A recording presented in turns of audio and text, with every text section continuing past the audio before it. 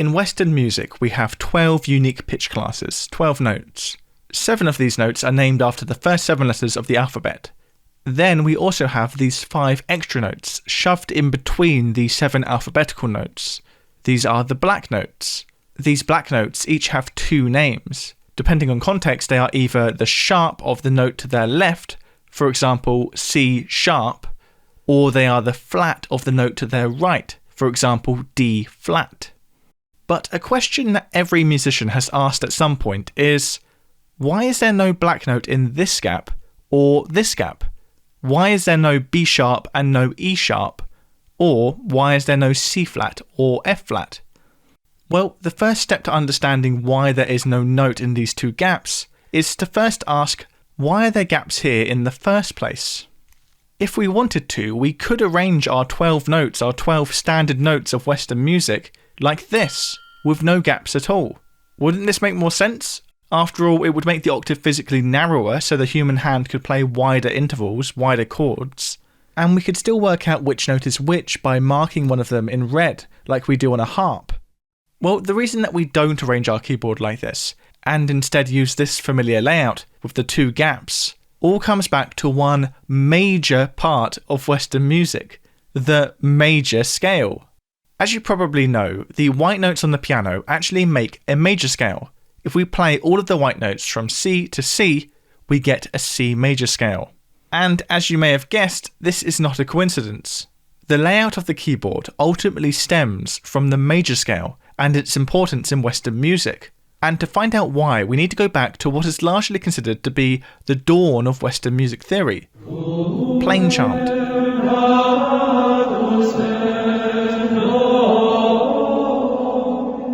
Plain chant, also known as Gregorian chant, was the music sung by monks and nuns from at least as early as the 8th century. At this time, the music was monophonic, meaning it was just melody, no chords, one note at a time. The music was also exclusively diatonic, meaning it only used the 7 notes of the major scale. In other words, just the white notes. Now, as a brief aside, you might be thinking, if all of this plain chant was just using the 7 notes of the major scale and didn't even have any chords, surely it all sounded really samey. Well, this is actually where modes come from. Just because we're limited to the 7 diatonic notes, the white notes, doesn't mean we're stuck in the major scale. We could use a mode of the major scale. For example, if we use all of the white notes but treat A as our tonic note, we are now using the Aeolian mode, the A minor scale. Or we could treat D as the tonic note and we're now singing in D Dorian. This is where our idea of modes comes from, and is why they're often referred to as the church modes. But anyway, back to the topic at hand. As I was saying, the musical system of the time was based around just using 7 notes, the white notes. So when did we get our 5 black notes, our sharps and flats? When did they get introduced? Well, although I just said that Gregorian monks just used the 7 diatonic notes, they did actually sometimes use one other note. They would sometimes swap B natural for B flat. The main reason they did this was to resolve the issue of the tritone between the notes F and B.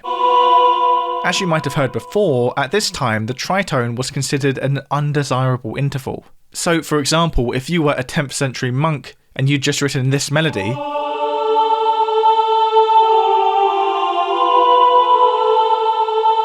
well, you're going to need to fix it because currently we have a tritone here between the note F and the note B. So how do we turn this undesirable dissonant tritone into a desirable consonant interval like a perfect 4th or a perfect 5th? Well, by swapping the B natural for a B flat.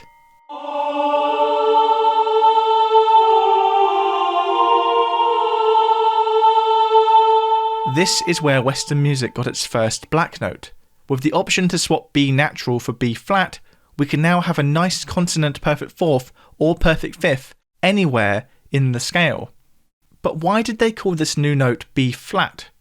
Well, that's largely because this new note wasn't seen as a new addition to the 7 pitches, but instead was an alternative version of B. The monks wouldn't have sung B and B flat in the same piece of music, they would have used one or the other. so the piece would still be based on just a set of 7 notes. At least historically, these black notes were considered alternative versions of the white notes. That's why the 12 notes of the keyboard aren't named after the first 12 notes of the alphabet. So we now have 1 of our 5 black notes. But how did we wind up with the other 4, and why only 4 more? Well, the next black note that was added was E flat. As I mentioned before, plain chant was initially monophonic, i.e. it had no harmony, no chords. It was just a single, unaccompanied melody. However, as early as the 9th century, harmony began to be used. The earliest example of harmony was what's called Organum. This was when the main melody would be harmonised by another voice, simply singing the same melody, but a parallel 5th or 4th below it. So, for example, if we take that melody that we had before, we could add a voice singing a 5th below it, like this.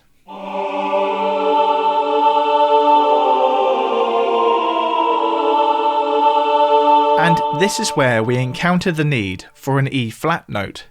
See, here, the interval between these 2 notes, the E and the B flat, is our old foe, the undesirable tritone. So to give us a nice perfect 5th below the B flat note here, we're going to have to flatten our E, giving us our next black note, E flat.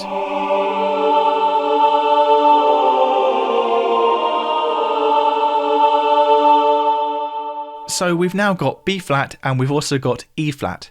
But what about the others? Well, it isn't clear exactly when our other black notes began to be used.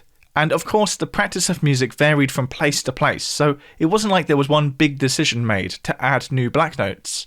Even the addition of the B flat and E flat that we've discussed before would have happened at different times in different places. But ultimately, the reason that the last 3 black notes were added was due to ever more complex use of harmony. Over the coming centuries, harmony would evolve from just 2 voices moving together like this into full polyphony, with various voices moving with their own independent motion. Now, although the tritone was becoming a more acceptable choice of harmony at this time, composers still needed and wanted to be able to build a lovely perfect 4th or perfect 5th above or below any given note. So, for example, if they wanted to have a note a 4th above this E flat note, well, they need to use an A flat note. So now we have an A flat. And of course, we also want to have the option to build a perfect 4th above this note, above this A flat note. So we're going to need a D flat. And now I also want to be able to have a perfect 4th above our D flat note, which requires a G flat. And furthermore, I also want to have the option to have a note a 4th above the G flat note. Well, luckily, we don't actually have to add another note this time. We already have a note a perfect 4th above G flat, B. So now with this set of 5 black notes, we can actually have a perfect 4th or a perfect 5th above or below any other given note. So that's why we only need 5 black notes. They were added in such a way to allow a perfect 5th or perfect 4th to be played above or below any other note on the keyboard. And that is why we don't need a note between E and F, or a note between B and C. Because forcing some sort of B sharp note in between these 2 notes wouldn't give us access to any perfect intervals like a 4th or 5th, it would just introduce a whole bunch of weird microtonal intervals. Of course, let's not forget that this whole time we've not actually been talking about keyboard music, we've been talking about monks singing plain chant. But it was this musical system first developed for writing, categorizing and arranging plain chant that went on to become the basis of all Western music making, and thus the system that instruments like keyboard instruments were built around. This 12-note system has been around for a long time now.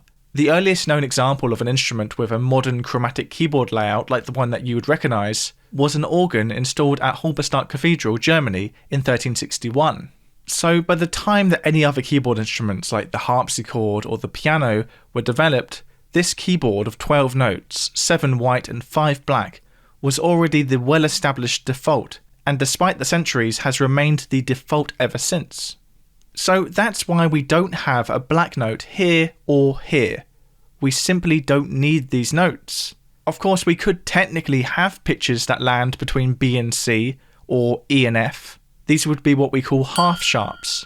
For example, we'd have a B half sharp, or an E half sharp. In fact, we could have an extra note between any of the notes on our keyboard, not just in these gaps. We could have a G half sharp or a D half sharp.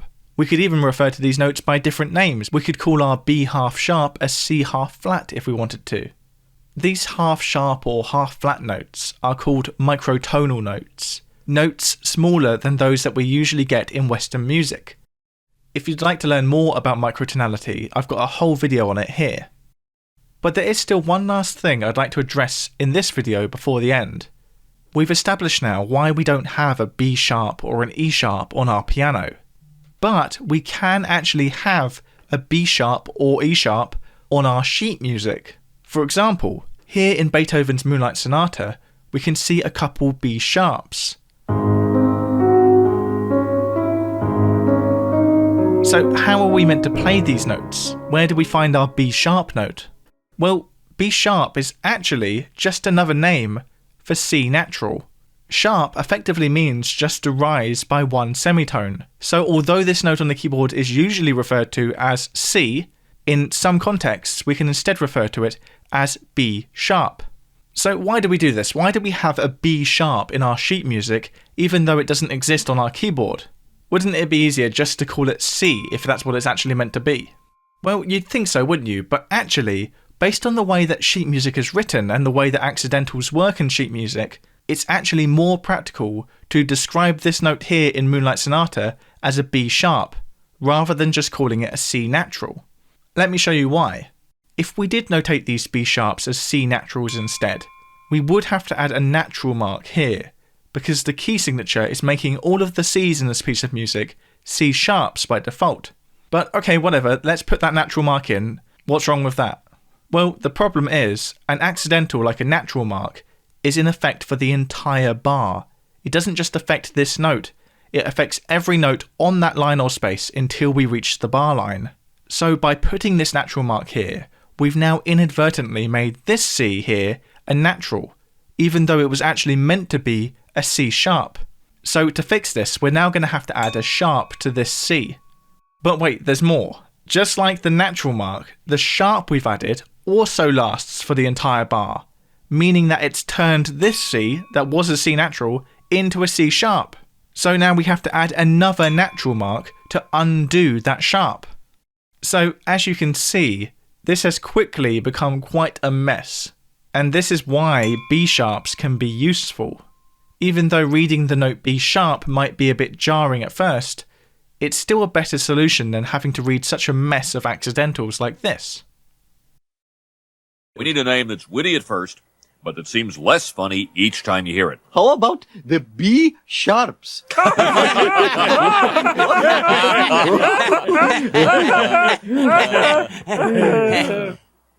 Perfect.